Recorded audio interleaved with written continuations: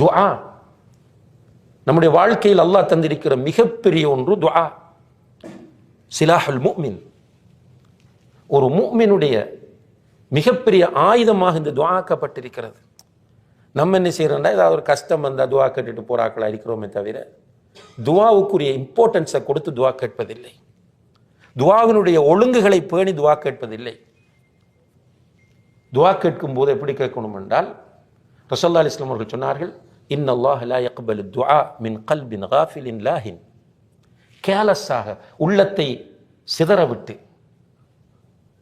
மனதை அங்குமிங்கும் அலைய விட்ட நிலையில் கேட்கிற துஆவை அல்லாஹ் கபூல் செய்வதில்லை. உதுல்லாஹ வ அன்தும் மூகினூன பில் இஜாபா. அல்லாஹ் பதில் தருவான் என்கிற உறுதியான நம்பிக்கையோடு கேளுங்கள். அல்லாஹும்ம அக்ஃபிர்லி இன் ஷித். யா அல்லாஹ், நீ விரும்பினால் என்னை மன்னித்து விடு என்று கேட்கக்கூடாது. ஃபல்யஅஸிமில் மஸ்அலா. கேட்கும் போது உறுதியாக கேளுங்கள். யா அல்லாஹ், உன்னை தவிர எனக்கு வேற ரூட் இல்லை. நீதான் என்னை படைத்தவன், நீதான் இந்த பிரபஞ்சத்தை படைத்தவன், இந்த உலகத்தில் உள்ள அனைத்தையும் நிர்வகிக்கக்கூடிய ரப்புல் ஆலமீன் நீதான். நீ அஹத், நீ சமத், நீ யாரையும் பெறவும் இல்லை, யாராலும் பெறப்படவும் இல்லை. நீ ஹை, நீ கையூம். யா அல்லாஹ், உன்னிடத்தில் வந்திருக்கிறேன். ஒரு அடியான் உன்னிடத்தில் கைகளை ஏந்தி விட்டால் அந்த கைகளை வெறுங்கையாக அனுப்புவதற்கு நீ வெட்கப்படுகிறவன். என்னுடைய பிரச்சனையை தீர்த்து வை. நம்ம கொடுக்கிற இந்த மனு ஒரு அரசியல்வாதியிடம் கொடுத்த மனு அல்ல, ஒரு அமைச்சரிடம் கொடுத்த மனு அல்ல. எல்லாவற்றுக்கும் ஆற்றல் உள்ள அல்லாஹு தஆலா குர்ஆனில் தன்னை அறிமுகப்படுத்தும் போது அலா குல்லி ஷைஇன் கதீர் என்பதை சுமார் 30க்கு மேற்பட்ட இடங்களிலே சொல்கிறான் குர்ஆனிலே. எல்லாவற்றுக்கும் ஆற்றல் உள்ளவன். ஆதம் அலைஹிஸ்ஸலாம் அவர்களை தன்னுடைய கரங்களால் அல்லாஹ் படைத்தான். அவர்களிலிருந்து ஹவ்வா அலைஹிஸ்ஸலாம் அவர்களை படைத்தான். ஆதம் அலைஹிஸ்ஸலாம் அவர்களுடைய ஃபிலா எலும்பிலிருந்து ஹவ்வா அலைஹிஸ்ஸலாம் அவர்களை படைத்தான். ஈசா அலைஹிஸ்ஸலாம் அவர்களை தந்தை இல்லாமல் படைத்தான். இப்ராஹிம் அலைஹிஸ்ஸலாம் அவர்களுக்கு நெருப்பை குளிராக ஆக்கினான். நெருப்பை சுடாமல் ஆக்குவது என்பது வேறு விஷயம். ஆனால் அல்லாஹ் நெருப்பை குளிராக ஆக்கி காட்டினான். மூசா அலைஹிஸ்ஸலாம் அவர்களுக்கு கடலை பிளந்து கொடுத்தான். ரசூல் ஸல்லல்லாஹு அலைஹி வஸல்லம் அவர்களை கொண்டு அல்லாஹு தஆலா சந்திரனை பிளந்து காட்டினான். எல்லாவற்றுக்கும் ஆற்றல் உள்ள அந்த ரப்புல் ஆலமீன், அவனிடம்தான் நம்முடைய தேவையை கேட்டிருக்கிறோம். அந்த நம்பிக்கையோடு துஆ செய்யும் போது மன அழுத்தங்கள் எல்லாம் அப்படியே இறங்கும். ஆனால் முக்கியம் என்னன்னா நம்பிக்கை தேவை.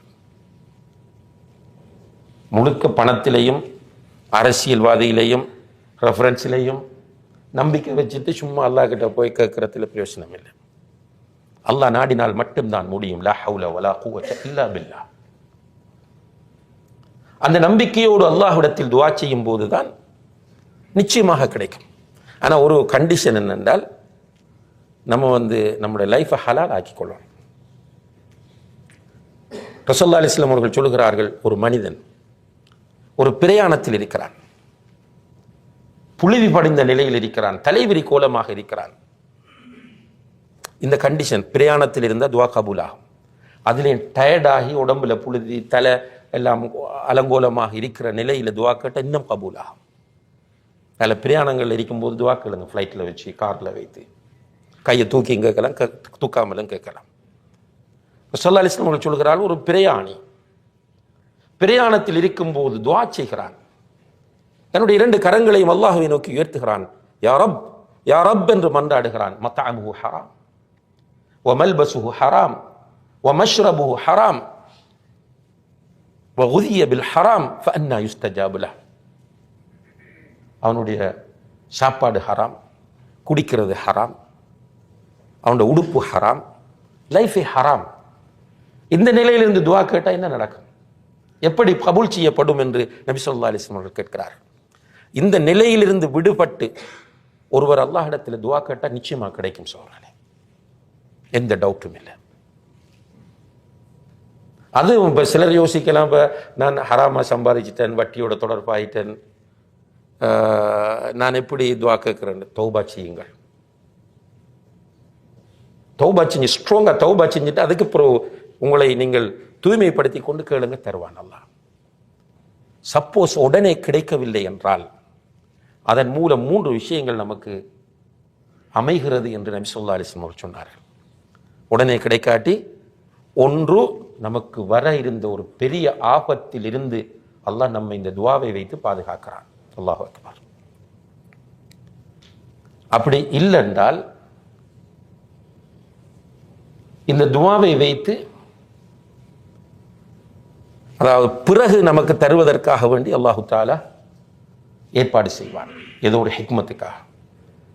3வது, நாளை மறுமையிலே நமக்கு அதை சேமிப்பாக அல்லாஹ் வைத்திருப்பான், மறுமையில தருவான்.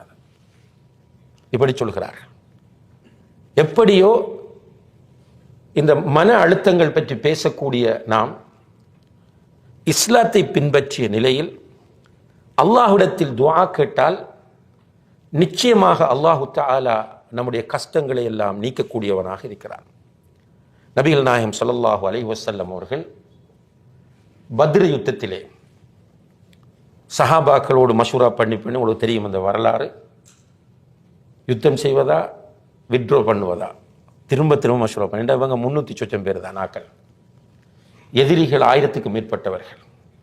எதிரிகள் எல்லா தளபாடங்களோடும் வந்திருக்கிறார்கள். அவர்கள் யுத்தத்திற்கு தயாராக வந்திருக்கிறார்கள். இவங்க யுத்தம் செய்கிற மூட்ல வரல. இந்த நேரத்தில் பல மஷூராக்கள் செய்துவிட்டு இறுதியிலே யுத்தம் செய்வது என்கிற முடிவோடு ரசூல் ஸல்லல்லாஹு அலைஹி வஸல்லம் அவர்கள் யுத்தத்திற்கான ஏற்பாடுகளை எல்லாம் செய்து விடிந்தால் யுத்தம். இந்த நிலையில் எல்லாரையும் சொன்னாங்க, போய் தூங்குங்கள் என்று. அல்லாஹும் ஒரு இனிமையான ஒரு மலைத்தூரலை உண்டாக்கி ஒரு இதமான காற்றையும் அவர்களுக்கு கொடுத்து எல்லாரையும் தூங்க வச்சுட்டான். ஆனால் அல்லாஹுடைய தூதர் ஸல்லல்லாஹு அலைஹி வஸல்லம் அவர்கள் ஒரு தலைவர் என்கிற வகையில் பொறுப்புணர்வோடு அவர்களால் தூங்க முடியவில்லை. அவர்கள் ஒரு மரத்தை சுத்ராவாக ஆக்கி கொண்டு அந்த மரத்துக்கு பின்னால் நின்று தொழுது விட்டு தன்னுடைய 2 கரங்களையும் அல்லாஹுவை நோக்கி உயர்த்தி மன்றாடுகிறார்கள். மன்றாடும் போது அவர்களுடைய தோளில் கிடந்த துண்டு கீழே விழுந்து விட்டது. அப்படி மன்றாடுகிறார்கள். என்ன சொன்னார்கள் என்றால், அல்லாஹும்ம இன் துஹ்லக் ஹாதிஹில் இஸாபா ஃபலன் துஅபத ஃபில் அர்தி அபதா. யா அல்லாஹ், இந்த சிறிய கூட்டம் அழிக்கப்பட்டு விட்டால் இந்த பூமியில் உன்னை வணங்குவதற்கு யாருமே இல்லாமல் போய்விடுவார்கள். யா அல்லாஹ், எனக்கு நீ வாக்களித்ததை தா யா அல்லாஹ், வெற்றியை தந்து விடு என்று அல்லாஹ்விடத்தில் மன்றாடும் போது திடீரென அபூபக்கர் சித்திக் ரலியல்லாஹு அன்ஹு அவர்கள் கண் விழித்து பார்க்கிறார்கள். அல்லாஹ்வுடைய தூதர் அழுது கொண்டிருக்கிறார்கள். அந்த இடத்திற்கு போய் கீழே விழுந்து கிடந்த துண்டை எடுத்து அல்லாஹ்வுடைய தூதரின் தோளில் போட்டுவிட்டு சொன்னார்கள், ஹஸ்புக யா ரசூலல்லாஹ், அல்லாஹ்வுடைய தூதரை எப்போதும் நிறுத்துங்கள், அல்லாஹ் உங்களுக்கு அளித்த வாக்குறுதியை நிறைவேற்றுவான் என்று சொன்னார்கள். அப்ப துஆ என்பது மிகப்பெரிய ஒரு அமல். அதனால தான் ரசூலுல்லாஹி அலைஹி வஸல்லம் அவர்கள் சொன்னார்கள், அத்-துஆ ஹுவல் இபாதா, துஆ அதுதான் இபாதத் என்று சொன்னார்கள். துஆ அதுதான் வணக்கம் என்றார்கள். ஏனென்றால் துஆவின் போதுதான் ஒரு மனிதன் தான் அல்லாஹ்வுடைய அடியான் என்பதை 100% ஏற்றுக்கொள்கிறான். தொழக்குள்ள கூட நம்முடைய கான்சன்ட்ரேஷன் அங்கே அஞ்சு எல்லாம் போகும். சில நேரம் பழக்க தோஷத்திலே தொழுவோம். ஆனால் என்னால் முடியாது, எனக்கு எந்த சக்தியும் இல்லை என்று நம்புகிற போது ஒரு அடியான் அல்லாஹ்விடத்தில் போய் நிற்கிறான். அதனால் தான் அல்லாஹ்வுடைய தூதர் சொன்னார்கள், அத்-துஆ ஹுவல் இபாதா என்று. எனவே அன்புள்ள சகோதரர்களே, இந்த குர்ஆன் வசனத்தை உதாரணத்துக்கு நான் சொன்னேன். மன் அமில சாலிஹன் மின் ذكرٍ أو أنثى وهو مؤمن فلنحيينه حياة طيبة. யார் ஈமானோடு சாலிஹான அமல்களை செய்கிறாரோ, ஆணோ பெண்ணோ, அவரை நிச்சயமாக நாம் மகிழ்ச்சியாக வாழ வைப்போம்.